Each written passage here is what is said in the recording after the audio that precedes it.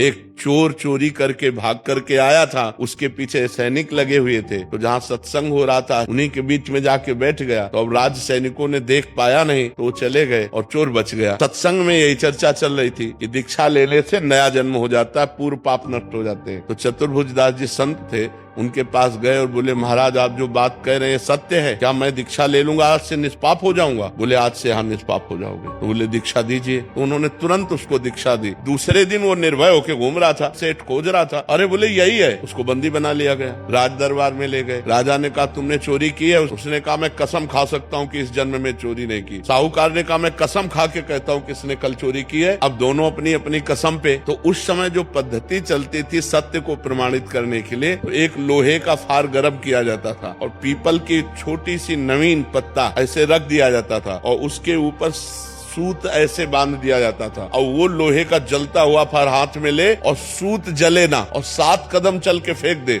वो सत्य माना जाता था। तो ऐसा ही चोर के साथ किया गया। जे ही पूरी पद्धति करके ऐसे फार और 7 कदम चला, फेंक दिया, बिल्कुल सूत ज्यों का त्यों। अब तो राजा ने सेठ को कहा ऐसे फांसी दो। जब उसकी फांसी की बात कही तो बोले सरकार नहीं वो भी सही है। बोले कहानी ये है कि हमने कल चोरी की थी लेकिन फिर हमने दीक्षा ले ली, तो दीक्षा से नया जन्म हो जाता है, इसलिए मैंने इस जन्म में चोरी नहीं की। इस बात से वो राजा बड़े प्रभावित हुए।